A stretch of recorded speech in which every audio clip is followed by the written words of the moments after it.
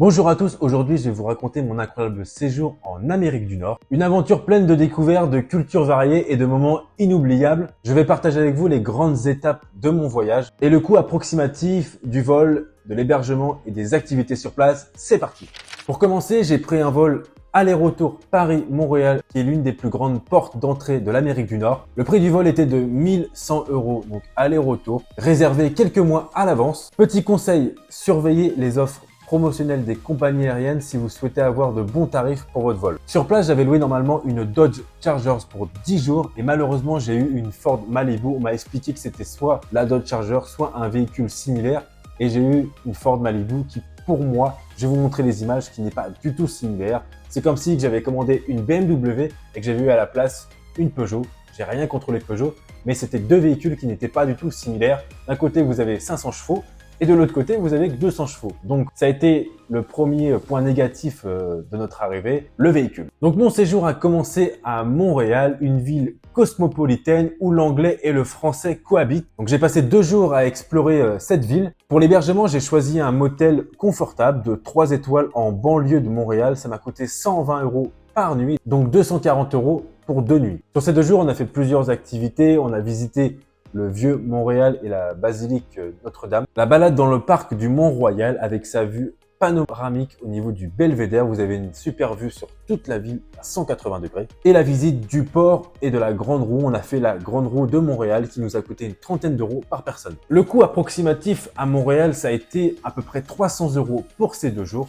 Notre deuxième arrêt, ça a été la capitale, donc Ottawa, capitale administrative du Canada. C'est la capitale, mais c'est pas la plus grande ville du Canada. Elle est plus petite que Montréal et beaucoup plus petite que Toronto. Je crois que Ottawa, c'est environ 1 million d'habitants. Montréal, c'est plus d'1 million d'habitants. Et Toronto, c'est la plus grande ville du Canada avec 3 millions d'habitants. Donc c'est une ville qui a taille humaine, vous pouvez faire beaucoup de choses à pied. Pour l'hébergement, j'ai choisi encore un motel qui nous a coûté 105 € par nuit. On y est resté 2 nuits sur place. Dans cette ville, on n'a pas fait énormément d'activités, on s'est beaucoup baladé dans la ville, dans le centre-ville, on a fait beaucoup de boutiques, on a fait la place du Parlement et le lendemain, on a été visiter le musée canadien de la guerre qui est un musée très instructif. Cette journée et demie à Ottawa nous a coûté à peu près 250 €. On n'a pas énormément dépensé dans cette ville. Ça a été essentiellement le motel la plus grosse des dépenses. On s'est beaucoup baladé en ville et on n'a pas fait énormément d'achats. Troisième arrêt, Toronto et les chutes du Niagara. J'ai passé 3 jours à explorer la ville et une journée aux célèbres chutes du Niagara. J'étais logé sur une résidence qui était sur un campus universitaire à 1 heure de Toronto. Ça nous a coûté 342 € pour 4 nuits. Pendant ces 4 jours, on a fait de nombreuses activités. On est monté dans la CN Tower, c'est la plus haute tour du Canada. Plus de 500 mètres de hauteur. Ça nous a coûté 35 € pour une vue panoramique sur toute la ville. On a fait les îles de Toronto qui sont en face de Toronto. On a fait une balade sur le lac Ontario en bateau. Donc le prix aller-retour entre Toronto et les îles de Toronto nous a coûté 40 € par personne. Malheureusement, on s'est fait un petit peu avoir sur ce coup-là parce que on avait compris 20 € aller-retour et au final, c'était juste 20 € seulement l'aller et c'était 20 € du coup le retour. Donc c'est vrai que sur ce coup-là, on s'est fait un petit peu avoir. On a pris un bateau taxi, on aurait peut-être dû prendre un ferry qui coûtait moins cher, mais bon, c'était une petite parenthèse. Ensuite, on a visité la ville, on a fait la place de la mairie et la place Duna Square. Donc c'est une place qui ressemble un peu à Times Square, c'est le Times Square version Toronto. Et lors de notre visite aux chutes du Niagara, on a fait un petit tour en hélicoptère de 15 minutes qui nous a coûté 150 € par personne. Donc ça a été un petit peu la petite folie du moment. Après par contre, vous avez vraiment la meilleure vue sur les chutes du Niagara. Il passe au-dessus, il fait plusieurs tours au-dessus des chutes, donc vous pouvez prendre des photos, des vidéos. Si vous avez un peu d'argent à mettre pour une activité là-bas, ça vaut quand même le coup. C'est court, mais la vue est extraordinaire. Sur place à Niagara Falls, il y a la fameuse rue qui s'appelle Clifton Hills. C'est une rue qui ressemble, en fait, ils ont voulu faire une réplique du Street de Las Vegas, mais c'est version Wish. Parce que toutes les activités qui sont sur cette rue-là, c'est très cher et surtout c'est très kitsch. Pour exemple, on a fait je dirais même pas que c'est un grand 8, on a fait un manège au-dessus d'un Burger King. Je vous mets les images à la suite. Ça nous a quand même coûté 15 $ pour juste faire un tour de ce manège. Et le coût total de ces 4 jours entre Toronto et Niagara Falls nous a coûté approximativement 700 €.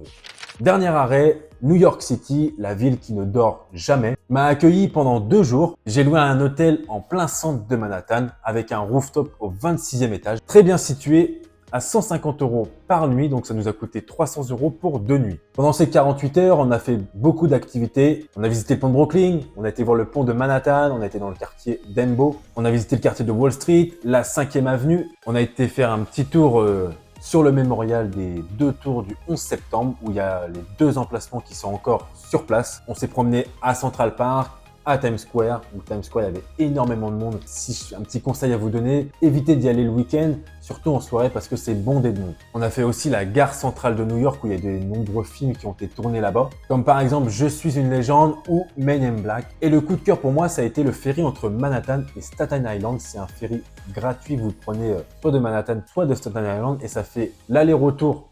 Et c'est totalement gratuit parce que c'est un ferry pour les locaux, ça leur permet d'aller travailler. Et en même temps, vous passez devant la Statue de la Liberté, ça vous permet de la voir, ça vous évite de payer des ferries qui passent devant et qui eux sont beaucoup plus chers. Le seul point négatif, ça a été le parking. J'ai payé 150 $ pour 48 heures dans un parking parce qu'il n'y avait pas de parking à l'hôtel, donc du coup j'ai dû le mettre dans un parking privé.